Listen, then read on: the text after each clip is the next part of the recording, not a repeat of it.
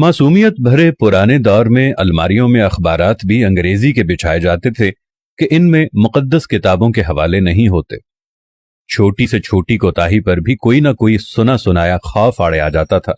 जमीन पर नमक या मिर्चें गिर जाती थीं तो होशो हवास उड़ जाते थे कि क़यामत वाले दिन आंखों से उठाना पड़ेंगी। गदागरों को पूरा मोहल्ला जानता था और घरों में उनके लिए खुसूसी तौर पर खुले पैसे रखे जाते थे। मोहल्ले का डॉक्टर एक ही सिरिंज से एक दिन में 50 मरीजों को टीके लगाता था, लेकिन मजाल है किसी को कोई इन्फेक्शन हो जाए। यरकान या शदीद सरदर्द की सूरत में मौलवी साहिब माथे पर हाथ रखकर दम कर दिया करते थे और बंदे भले चंगे हो जाते थे। घरों में खत आते थे और जो लोग पढ़ना नहीं जानते थे वो डाकिये से खत पढ़वाते थे। डाकिया तो गोया घर का एक फर्द शुमार होता था।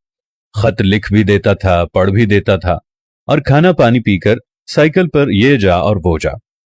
इम्तिहानात का नतीजा आना होता था तो नस्रुम मिनल्लाहि व फतहुन करीब पढ़कर घर से निकलते थे और खुशी खुशी पास होकर आ जाते थे। ये वो दौर था जब लोग किसी की बात समझकर ओके नहीं ठीक है कहा करते थे। मौत वाले घर में सब महल्लेदार सच्चे दिल से रोते थे और खुशी वाले घर में हकीकी कहकहे लगाते थे। हर हमसाया अपने घर से सालन की प्लेट साथ वालों को भेजता था और उधर से भी प्लेट खाली नहीं आती थी। मीठे की 3 ही अकसाम थी, हलवा, जर्दा चावल और खीर।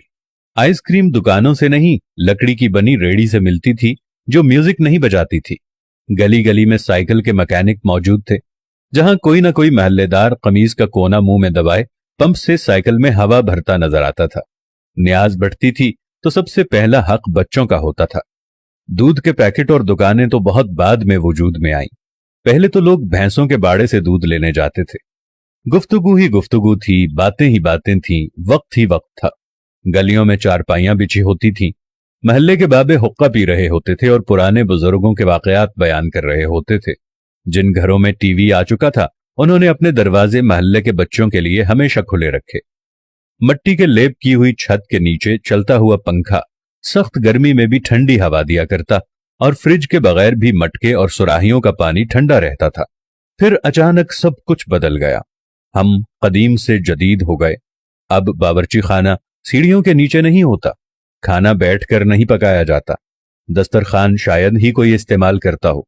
मंजन से टूथपेस्ट तक के सफर में हमने हर चीज बेहतर से बेहतर कर ली, लेकिन पता नहीं क्यों इस कदर सहूलतों के बावजूद हमें घर में एक ऐसा डब्बा जरूर रखना पड़ता है जिसमें डिप्रेशन, सरदर्द, ब्लड प्रेशर, नींद और विटामिन की गोलियां हर रोज मौजूद होती हैं। जरा खुद के घर के बारे में ये सारी बातें सोचकर देखें तो आपको सब कुछ यकीनन नजर आएगा जैसा मैंने आपको बताया है। आखिर ऐसा क्यों है? क्यों हम अपने बेसिक किस्म की जिंदगी से हटते चले जा रहे हैं?